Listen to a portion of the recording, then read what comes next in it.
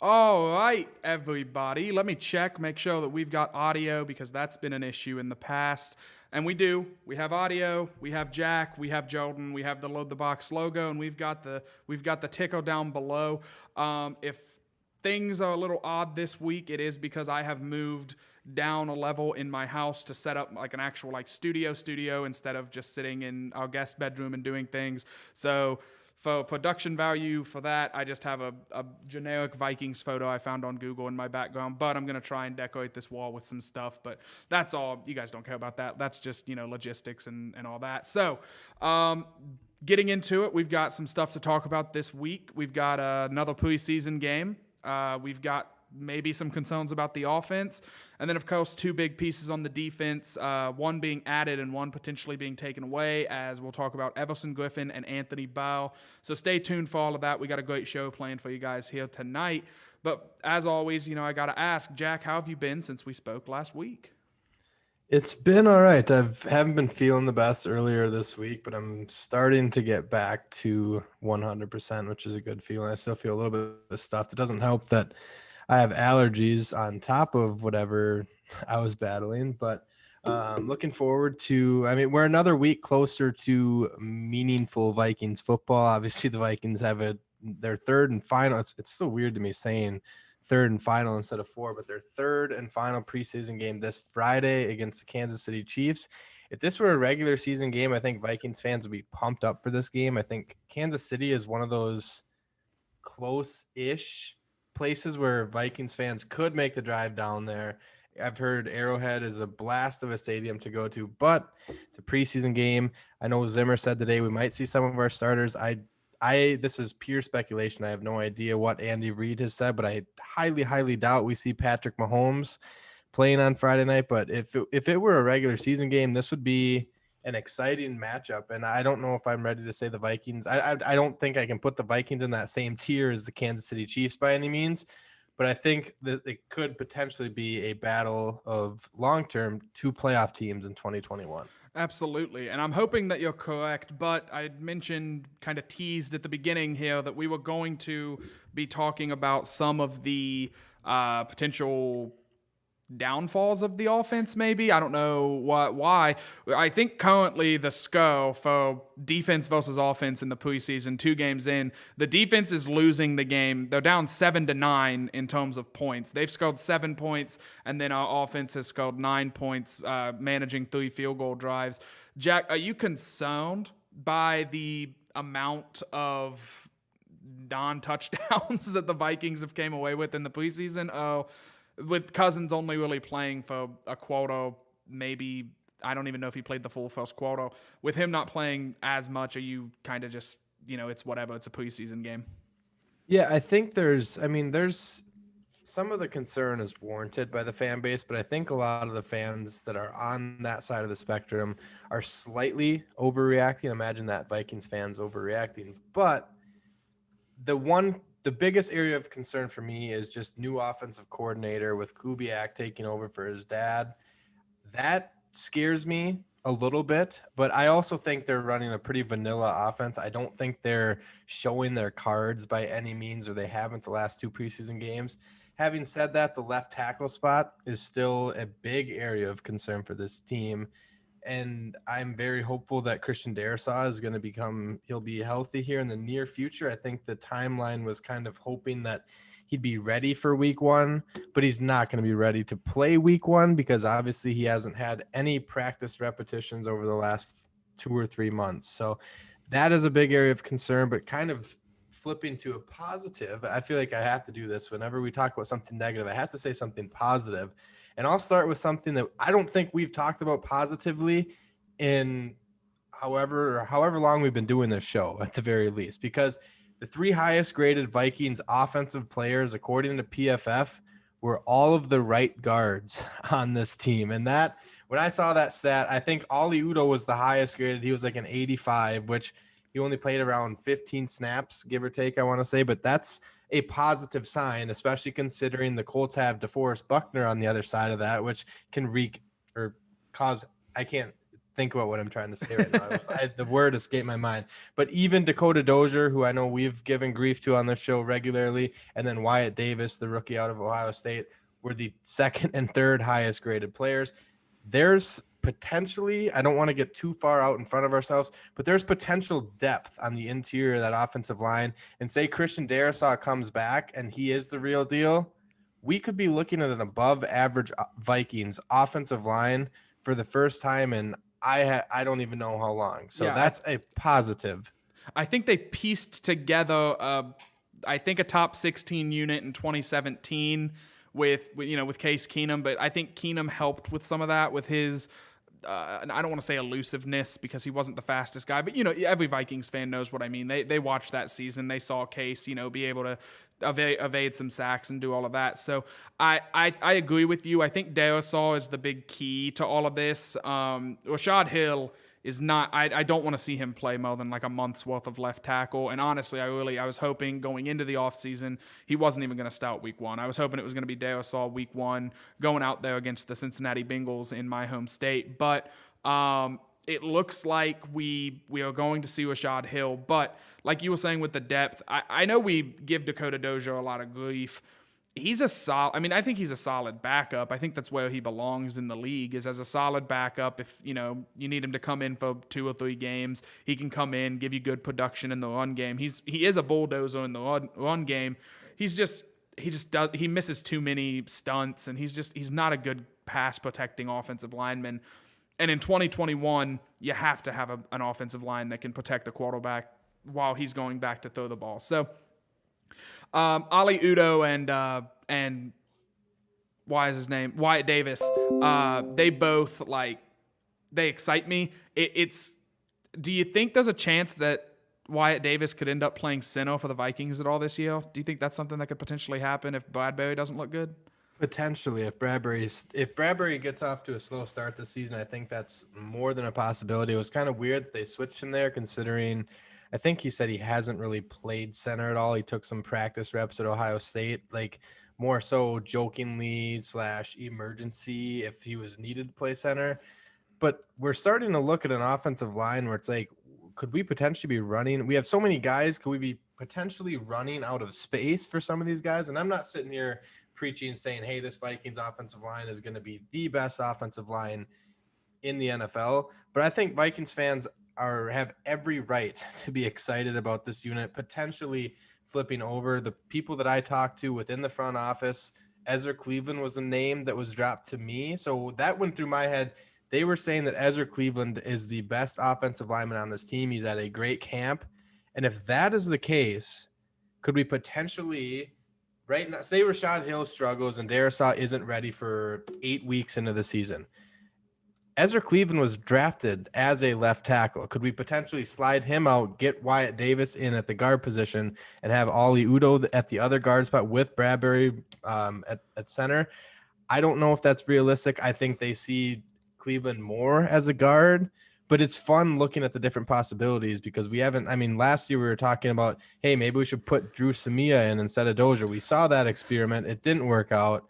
This year, it's feels like we have guys like that we can kind of throw them in, but there's a lot more promise around some of these, especially the Wyatt Davises of the world, the Christian Darrisaws of the world. And I'm very excited to see what Ali Udo can do from the interior as well. Yeah, I 100% agree with you. And I think that what you said about Cleveland playing left tackle and then you have Udo and Davis in the guard spots, O'Neal. Yeah, we can run through that offense. I could just go. It's a dream offensive line to me.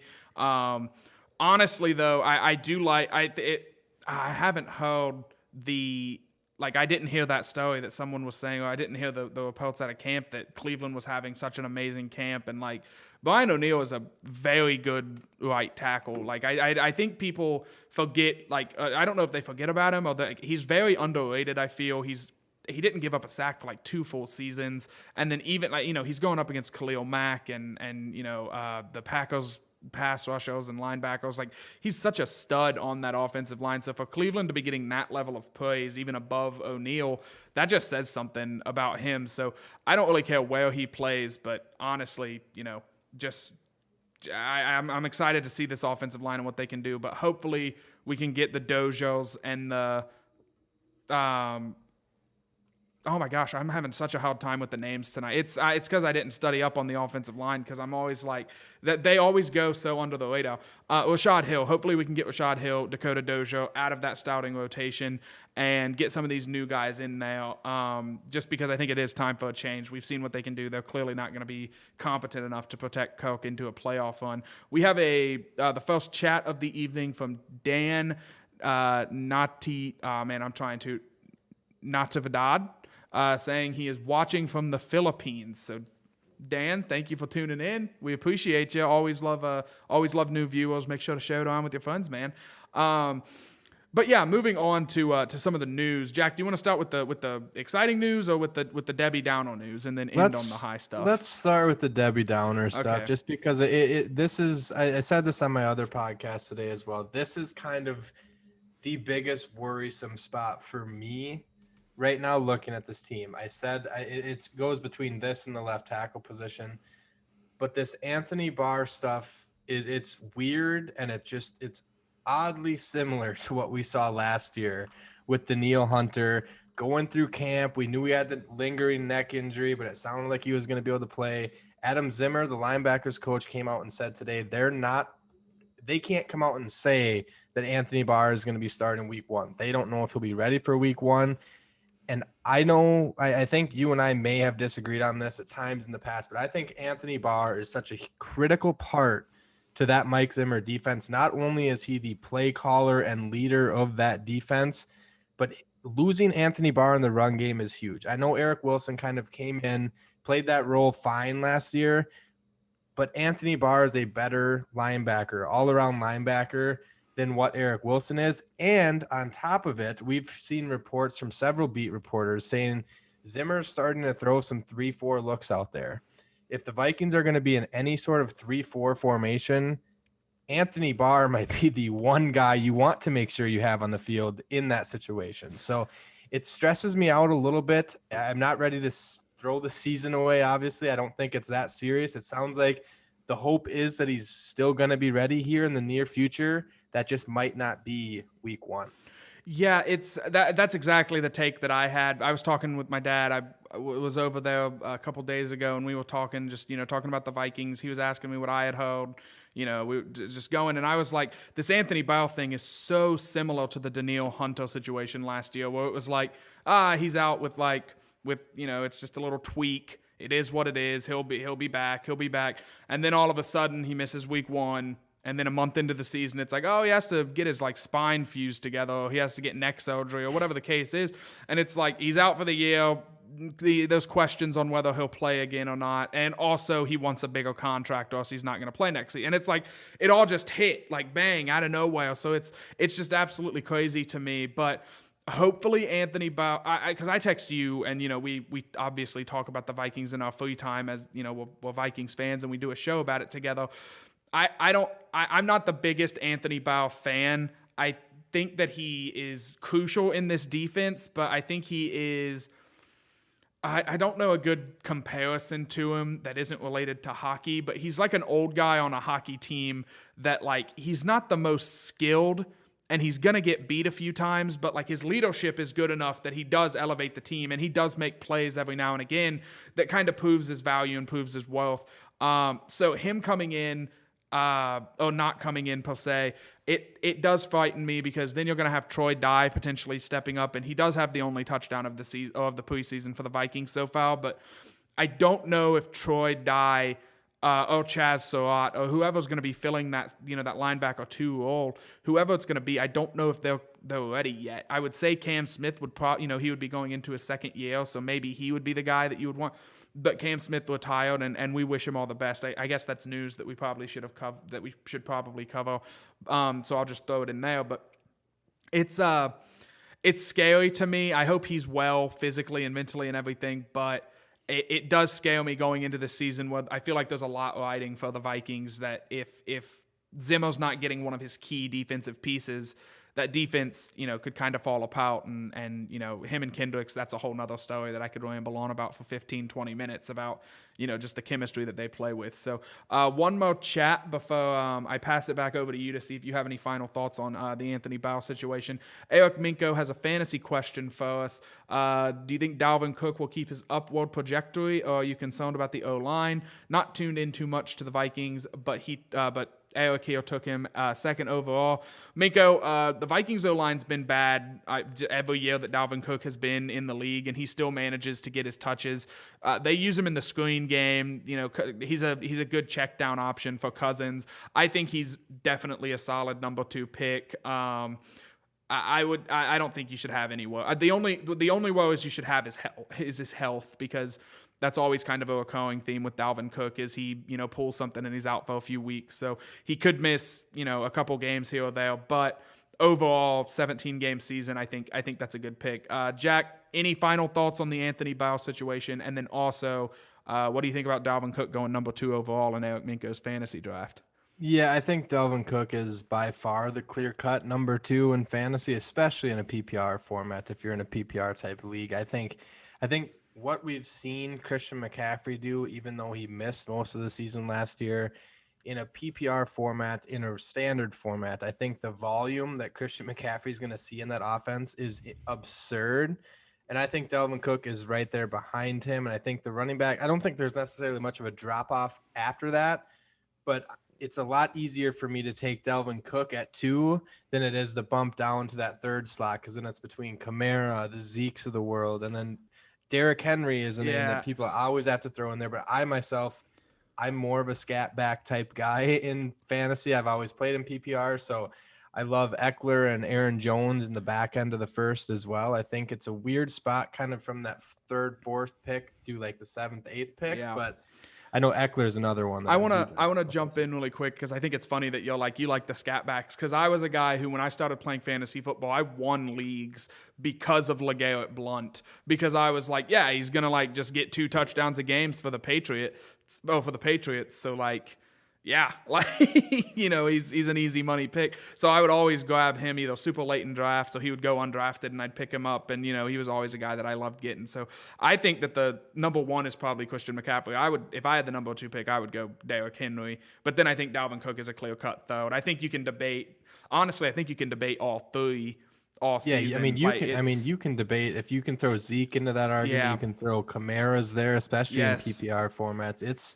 The running back group is very, very top heavy. So I think you for sure made the right choice, in my opinion. I'm always going running back unless you bump into like that 7th, 8th spot, then it starts becoming the Devontae Adams of the world, the Travis Kelce's. But how my draft strategy is usually worked, how it's probably going to work in the future is always, especially if you have a top 3 pick, you always have to claim one of the top running backs. And then I'm just gonna one last fantasy bit, and then we'll get back to just Viking stuff. But one running back that I've been getting in a lot of practice drafts, because my actual draft is later it's actually later in the end of this month. Najee Harris is a guy in Pittsburgh that I think he's going to be pretty good. I think he's going to do some pretty good things. But Minko in the chat again saying, my only other concern was Cousins. Didn't see his comments, but heard Zimmer called him out, and then saying health was also a concern for him about Dalvin Cook. Yeah, Cousins and Zimmer are kind of doing this little COVID dance right now, where Cousins isn't willing to he doesn't want to get the vaccine, and Zimmer's pushing for the players to get the vaccine. And it's a pretty political topic, so we're not really talking about it here, because we're talking about oblong balls flying through the air to very fast men. And that's what we do here. But Jack, I'll now throw it back to you on this Anthony Barr thing. And then if you want to go ahead, since you're like the news breaker, you can break the news for Load the Box about what happened to the Vikings this week. Yeah, I think how I can actually kind of ease this transition pretty cleverly, if I do say so myself. But Anthony Barr, like I said, he's one of the leaders for this Vikings defense. He's been one of the leaders since he got drafted from UCLA. The Vikings lacked veteran leadership last year. They didn't have I wanted to say they didn't have nearly enough. I don't know if they had any. It put Harrison Smith in a leadership type role. Not saying he's not capable of being in a leadership type role, but I like when Harrison Smith's biggest worry is how hard he's going to hit someone, or if he's going to cut someone off across the middle and pick a ball off. I don't know if he's necessarily the most vocal guy in that locker room, but the Vikings went out and addressed the defensive side of the ball. There's veterans all over on that side of the ball. And before I get into this news, I just want to talk about a couple more nuggets from that preseason game. Bashad Breeland looks like he is a damn good cornerback, and we haven't even seen him paired up yet with Patrick Peterson, who Zimmer said is by far this team's best cornerback. And Breeland looked solid. I think I have it written down here. He was graded 93.7 against the Colts, his PFF grade, which is absurd. But anyways, imagine this, Jack and Jordan getting sidetracked on a Wednesday night. But they lacked veteran leadership. And I know that doesn't show up on a stat sheet because they had rookies. It wasn't that they didn't have anyone that hasn't been in the NFL, but they just lacked that like vocal leader in that locker room, especially on the defensive side of the ball. If Anthony Barr isn't ready to go in week 1, and I know it's going to be another linebacker calling the plays, but the Vikings got back their rah guy, the guy that gets everybody fired up. It's always been his thing since I think he came in the league in like 2010 or whenever it was. This is how Everson Griffen has always been for the Minnesota Vikings.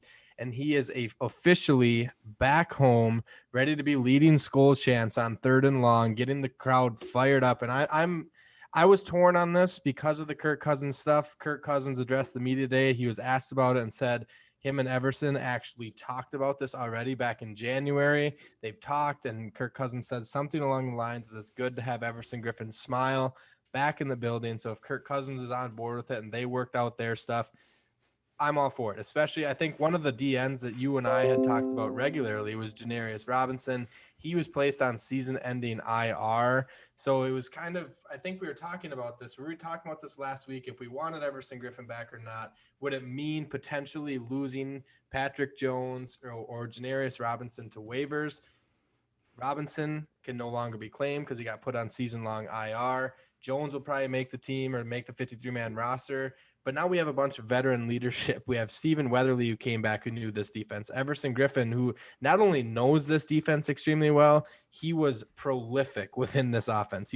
Defense. He was dominant. And another aspect of this that I think all Vikings fans should be excited about, we're talking about strictly defensive ends. I was just talking about 3 or 4 names, all defensive ends. The last time Everson Griffen won a game in Minnesota was him dominating the New Orleans Saints offensive line in that playoff game, where he was actually getting a ton of snaps from the interior of that defensive line. Can you imagine? Now you can have Stephen Weatherly or DJ Wanham out wide with Danielle Hunter on the other side, and then you have Everson Griffen and Sheldon Richardson on passing downs. That is an insane group of 4 pass rushers, and that's without Michael Pierce and Delvin Tomlinson, and whether Weatherly or Wanham is off on the sideline as well. The fresh legs that Zimmer and Andre Patterson are going to have on that defensive line excites me. I know it excites you, and I am excited for them to cause havoc in opponents' backfields in 2021. It really, it just feels like Mike Zimmer, he has to have a bulletin board up in the locker room, and it's like no one can touch it. It's like it's got bulletproof glass in front of it, and it's just the stats from last season where Yannick Ngakoue led the team in sacks, and Alvin Kamara scored 18 touchdowns on Christmas Day against us. Like, he has to just, like, every move they've made, they made moves in the secondary to get better, like, Patrick Peterson, Mackenzie Alexander, but my God, if you say if we had to title this offseason, and I'm counting the preseason and training camp as the offseason, if we had to title this stretch here, I would just call it just beef or meat, like thick boys with like 8 C's on thick or something. Because good luck, Tomlinson and Michael Pierce just building a wall, letting the linebackers come in and do their jobs. And then it's literally, and I say this a lot on this show, and I hate saying it because it's so like, it's not vulgar, but it's just kind of it's like the throwing the what at the wall and hoping something sticks. That's just what it seems like with this pass rushing situation. And what I like about that strategy, usually something sticks. You've got Danielle Hunter. I have a pretty good feeling even if he's half as good as he used to be, he would have led the team in sacks last season, because half as good as Daniil Hunter, he usually gets about 14, so he's going to get about 7. So like, you get him back, and then it's just going to be good, like you said, Griffin and Sheldon Richardson. It's going to be DJ Wanham. It's going to be all of these rotational pieces, and I don't want to say like, because you said Robinson was going on the. He was getting placed on waivers because of injury, correct? It's something IR related. If they were to put him on IR like next week, I think he could have been claimed. But since they did it when they did, and essentially said he's done for the year, he's a no risk. He's a guy that neither of us wanted to lose. Absolutely. I know that, and it sounds like he's safe. And Patrick Jones now and Janarius Robinson hopefully will still be around the locker room.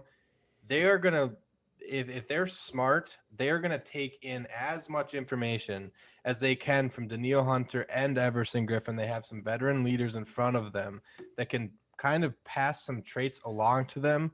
Oh, and by the way, they have one of the best D-line coaches in the entire NFL, and Andre Patterson, who has year over year developed talented pass rushers. And I think Vikings fans should just be ecstatic about that unit. At this point, I'm legitimately waiting for the Bleacher Report notification, or hell, maybe the Jack Day notification to come through. Like, Vikings have signed Brian Roberson from, free agency. Like, announces he's coming back. Jared Allen, bring him back. Like, just bring everybody back. And then, just go sign like 15 more guys. Like, I love what they're doing. I make these jokes about like bringing back. I love what they're doing with the defensive line. I'm the question now. I'm going to shift back, because it always comes back to the offensive line. It's that in the kicking game. It's offensive line and special teams. That's the name of this show. And I'm wondering if, because I've seen a lot of people critiquing, like, we're bringing back Griffin. We're bringing back Stephen Weatherly. We spent all these draft picks on defensive line guys. We're doing all this on the D line. On the offensive line, we drafted 2 guys, and then I don't think we brought in any free agents or anything. We let our left tackle walk in free agency. So it's like, what are we doing on that side of the ball? So at this point, it's really hoping that some of those young guys can step up, which I had a lot of faith that Drew Samia was going to be the future at guard last season, and boy, was I wrong. I have a lot of faith in a lot of guys on that line. I've been wrong before, and I'll be incorrect again.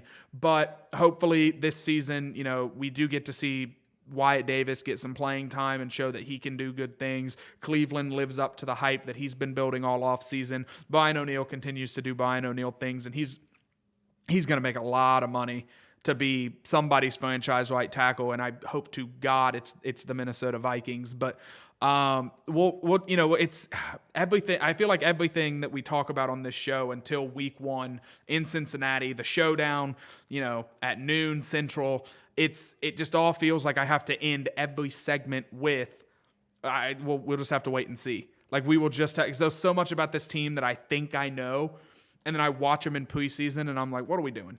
And maybe it's Kubiak doesn't want to show his hand yet. I don't know. But I don't know. We will just have to wait and see. But Jack, finally, I'm just going to go ahead. You were correct last week. You said that Skull Quit was going to have a really good preseason week 2. And sure enough, he came out and he had a really good preseason week 2. I've seen a lot of people saying like, oh yeah, that's good. We'll see what happens in week 3. Hopefully he continues to do well and he has a good season. And then I think, what's the kicker's name? This is how bad I am right now. Greg Joseph. Thank you. I saw some articles like linking Pinheiro to the Vikings, like potentially him coming over here and trying out for the kicking job. So I was like, that's the only name that's in my head right now. Is I'm just like, do we want him? But Greg Joseph did miss a 51-yarder, but then I think he redeemed himself and made a 49-yarder. So take that as you will. Does not look like the Vikings kicking situation is on the rise by any means. I don't think there's reason to be excited about it, but hopefully there's reason he gives us reason to calm the nerves a little bit moving into this season. Jack, final thoughts from you. Is there anything else that we need to cover? I don't know. I was just going to throw this at you, and if you don't, it's kind of not off topic. It's kind of putting you on the spot. But I just wanted to see, kind of dive back into that game from last week. Is there anyone that stood out to you in a positive way? I know there's a lot of negatives. The offense struggled. The defense, no complaints really on my end. The defense looked good. Like I said, Breland looked good. Chris Boyd is starting to make a name for himself and make it Yes. pretty clear that he's going to make this 53-man roster. And Zimmer was blunt about this when he was asked about this. He has been better than Cameron Dantzler. And those are Mike Zimmer's words, not mine. I know there's a lot of high hope for Cameron Dantzler, but having good, talented bodies in the cornerback room and having some depth there and having depth on the D line is the key to a successful Mike Zimmer defense. And I think he has both of those now. Yeah, looking at the game from last week, I watched it. Kind of had it was like my preseason. It was like my family's preseason to like watch football together again. Like we all had to, pick our spots. Everybody gets their assigned seating and stuff. And so I went over there and watched it with my family. I'm gonna keep singing this kid's praise, even though he hasn't really done anything on the offense yet. I like Emil Smith-Marsette a lot. He is fast. My God, Jack, I'm telling you, it's not even a plus or a minus. Like it's not. It is just the notice. Whenever like I see somebody, because everyone in the NFL is pretty fast. I mean, you have linebackers running down running backs. They all got some quickness to them. Even like Vince Wilfork had a pick six at one point. But like, my God, he jumps off the screen with the speed that he has, and I don't know. My dog's going nuts upstairs. She's a big Emil Smith-Marsette fan too, but I don't know. I don't want to like speculate on people's jobs. I would like to see Emil Smith-Marsette take Amir Abdullah's job as the kick and punt returner, and I would like to see him carve out that job for himself. And also, I don't know where Amir Abdullah fits into this offense. With the sheer amount of running backs that we have, it kind of seems like he's the odd man out unless he can be on special teams. But honestly, I think Emil Smith-Marsette would be so dynamic on special teams. You look at guys like Tyreek Hill that stouted as like, kind of special teamos that, they were just so fast they could make stuff happen. I'm not saying he's Tyreek Hill. Tyreek Hill is a special talent, but when you got somebody that's just jumping off the screen at you because they're that fast, I'm always going to give them a shout out in any way that I can. So that's what I want to see happen. I don't know. What do you think? This is me putting you on the spot. What do you think is going to happen with Amir Abdullah? Do you think he'll end up keeping the job just because Zimmer trusts him to catch a punt? It's funny that you say this, and whoever's watching right now is going to be like, oh, wow, these guys actually like articulated their show tonight and kind of prepared for this. But we didn't. No, we never do. Amir Abdullah is the guy that I have on my list as someone that stood out to me on Saturday. Really? Because there was like a 10-yard run, just how he hit the hole. It was quick, precise, and he hit it. He can be efficient in the passing game as well. And if Delvin Cook gets hurt, Kini Nwangu has also been hurt. I don't know what his status is. But if Delvin Cook is to get hurt, we saw this in 2017. The Vikings were a phenomenal team in 2017 with Case Keenum at the helm. Delvin Cook was not a part of that special season. He got hurt, I think it was week 4 against Detroit or something like that. He wasn't a part of that season. And you know what helped that team be successful is the 1-2 punch of Latavius Murray and Jerick McKinnon. I can see I'm not saying they're the same players, but Alexander Madison and Amir Abdullah, I could see taking on a similar role if Delvin Cook were to ever get hurt. And I'm not saying that Amir Abdullah has been spectacular, but he was a highly out of college. I think he went to Nebraska. I'm 99% he did. sure. What was he, a second round pick? He was an earlier round pick. I think he had a lot of high hopes, and he got dished to Detroit or got selected by Detroit. You don't see that many people going into Detroit outside of Kelvin Johnson and Barry Sanders that find success in Detroit.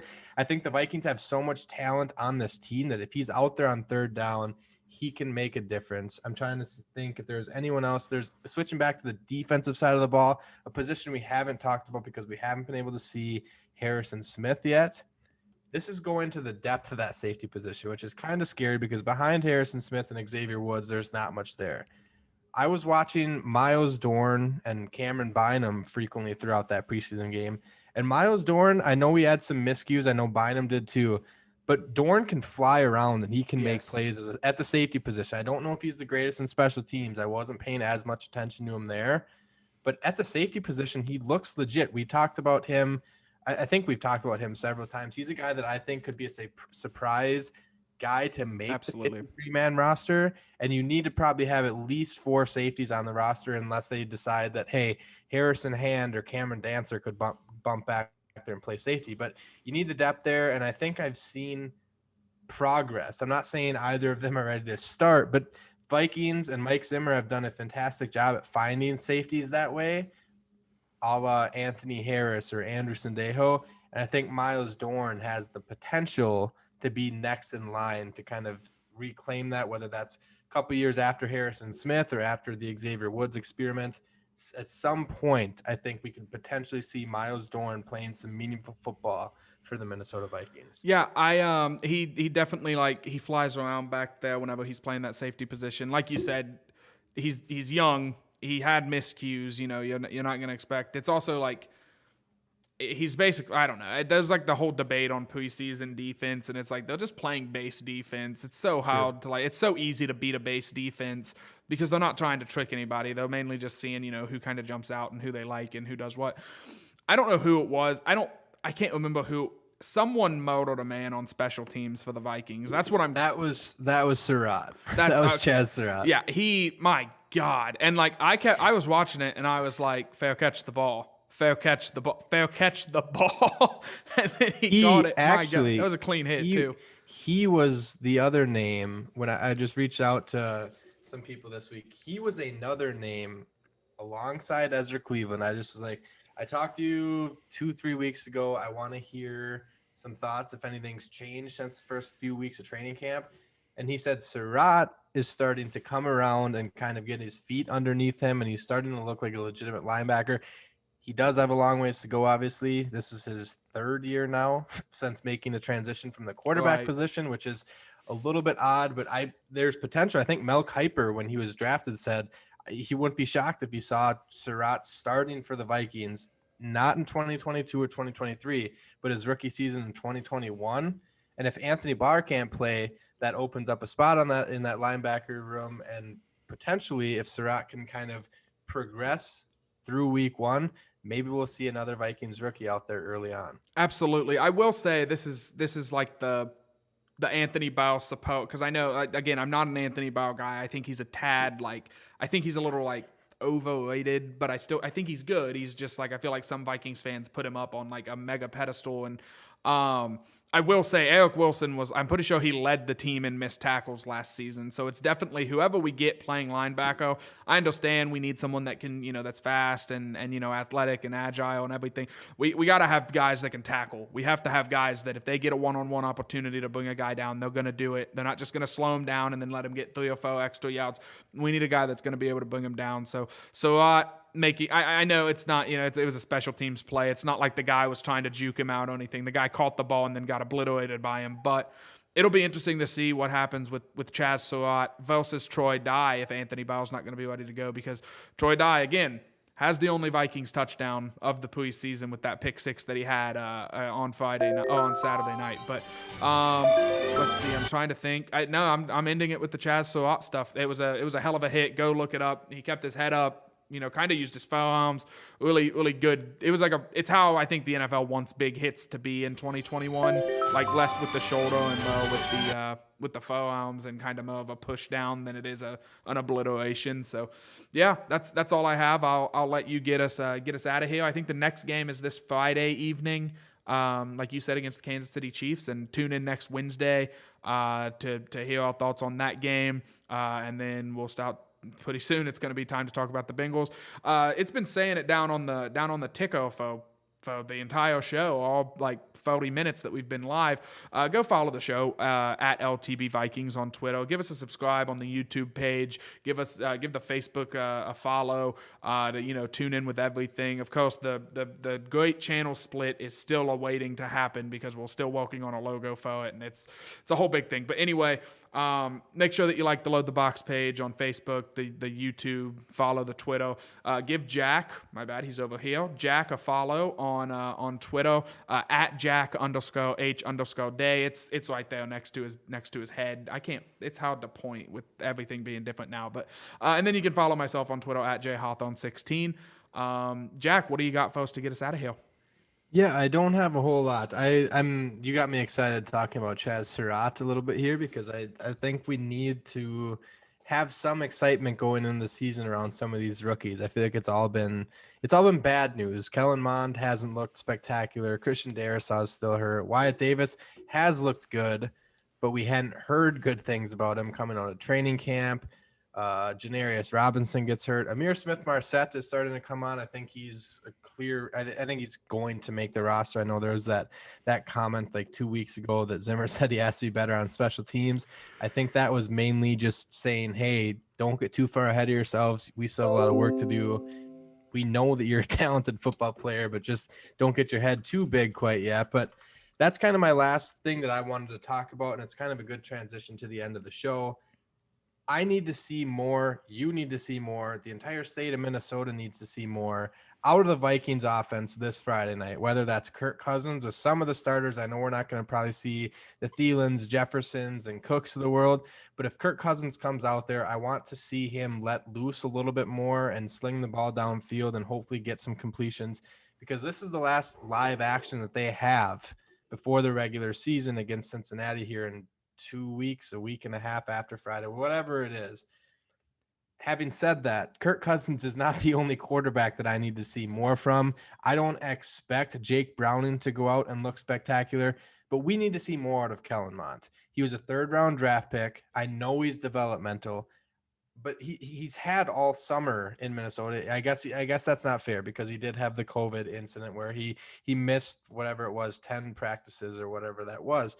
But we need to see more out of him, because otherwise I don't know if the Vikings feel confident going into the season with their backup position or backup quarterback position. I know Kirk Cousins has historically, he's been one of the most durable quarterbacks in the Vikings franchise history, and that's a good thing. It'll allow Kellen Mond to be developmental and get developed over the next year or 2 years. But you still got to see the guy play. Set him up with some packages where if Kirk Cousins were to get hurt, I don't think Kellen Mond is going to go out and run the exact same offense that you plan on running with Kirk Cousins. You're going to have to tailor a little bit to him. He's a more mobile quarterback. He wants to use his legs more than Kirk Cousins does. Let him do that. Let him play his game. This is a conversation that I've had since Lamar Jackson came into the NFL. No one thought Lamar Jackson was going to be a good quarterback in Baltimore. Baltimore went out and completely changed their scheme to fit Lamar Jackson rather than saying, hey, you need to fit around whatever the saying is. I'm not even going to say it because I can't say anything correctly tonight, but you got to cater to his needs and give him what he needs to be successful rather than forcing him into a spot where it's like he's going to be uncomfortable. And I'm not saying that the Vikings need to completely do that. It's the preseason still. Kubiak's going to have a more vanilla offense, but just give the fans something more than what we've seen over the last 2 preseason games, because it has been ugly. It hasn't been spectacular. The defense has looked solid at times. I think you and I fully expect this defense to be at the very least a top 10 defense in this 2021 season. The offense I think it was an 11th rated scoring defense and 4th in yards. The offense was already there. It's right there. You need to take a stride forward instead of a stride backwards, especially if we want this season to match up, where I've said this on the show regularly as well.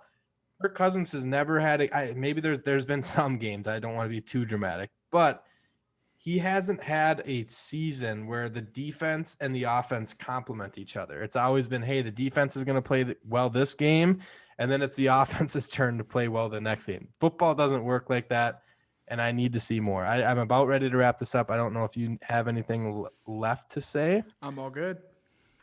Other than that, enjoy Friday night. It's the last preseason / game that no one really cares or pays attention to. I will be watching because I'm a nerd. I know you will be watching because you are also a nerd. I feel comfortable saying that because we're both Vikings nerds, we're NFL nerds, and we're excited to see the state of this team, not only in 2021, but kind of some of these younger guys that could be making differences for this team in 2023 or 2024, whenever their time will come. So enjoy the game on Friday night. We're super close to regular season in Cincinnati.